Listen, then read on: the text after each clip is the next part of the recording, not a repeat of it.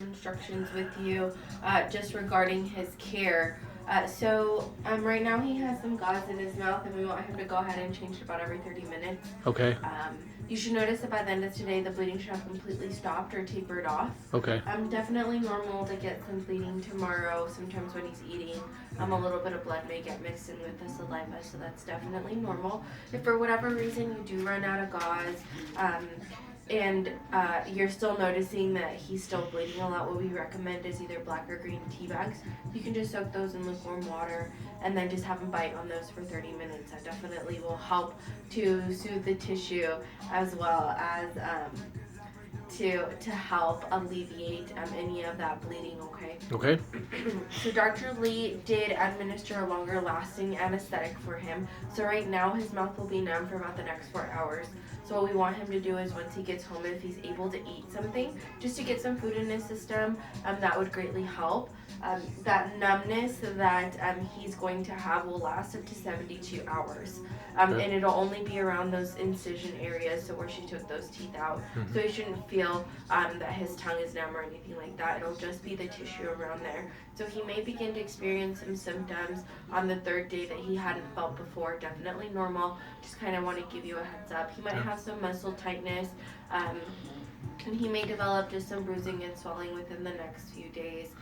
The bruising can radiate anywhere from the temples down to the neck. Definitely not uncommon. I'll give him an ice pack. Typically that ice pack will thaw out after 30 minutes. So we always recommend 30 minutes on, no more than 30 minutes on, then 30 minutes on. For the first 3 days, it'll be pretty crucial to use those ice packs religiously. After the third day, you could go ahead and switch over to warm compresses just to help alleviate and soothe that tissue there. Things to avoid within the next week: no nuts, no chips, no seeds. Anything that can get lodged into that area, we want him to stay away from. Mm-hmm. So soft foods, things that he can cut up with a fork, macaroni, mashed potatoes, jello, ice cream is fine for the first several days. Soups, coffees, and teas are okay as long as they're lukewarm and not extremely hot. We just want to make sure that he avoids those hot temperatures to not irritate that tissue around those incisions there. Things to look for whatever reason he develops severe nausea, severe stomach aches, vomiting.